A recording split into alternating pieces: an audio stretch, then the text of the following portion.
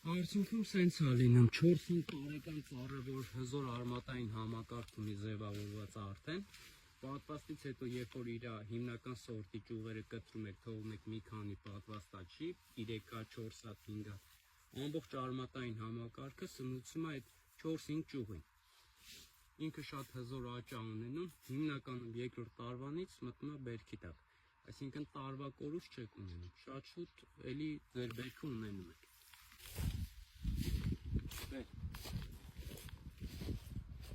Ժողովուրդ ջան, շատ ենք խոսում սորտափոխության մասին, բայց քանի որ վերջին արդյունքը ցույց չեմ տվել ձեզ, կարող է քիչ պատկերացում ունենաք, ինչի համար է արվում, նպատակը որն է։ Տեսեք, այս իր հիմնական սորտն է, որը խոր աշուն է հասնում, լավ դեղին դեղց է, բայց ուղղակի վաճառքի առումով մեզ հարմար սեզոնի չի հասնում։ Հիմա սորտափոխել ենք այս դեղցը, մի ճյուղը, 2 տարեկան պատվաստ է այս արդեն, այս հատվածի սորտափոխել ենք, պատվաստել ենք բաղահաս դեղցը, որը միջին չափի է լինում, մաքսիմում 200-250 գրամ։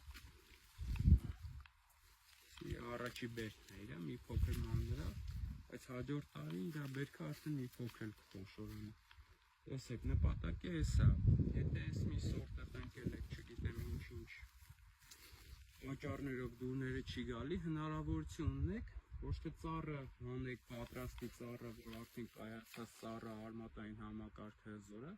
այլ տվյալ ծառի վրա պատվաստում եք ձեր նախընտրած սորտը։ Կոնկրետ մեր դեպքում վաղահաս դեղցն է այս ծառը, մեր հաջորդ ծառը ցույց տամ։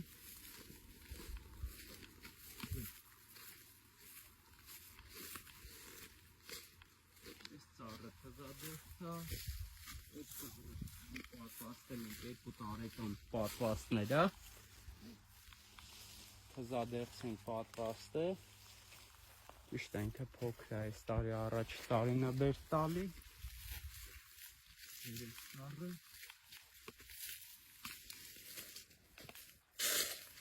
այս ծառն էլ ենք պատվաստը թզադեղց, այս երկրորդ տարին է արդեն պատվաստի,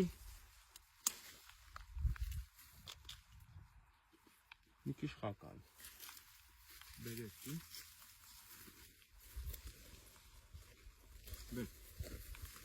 այս ծառն էլ ենք սորտափոխել, պատվաստի հատվածը էս է,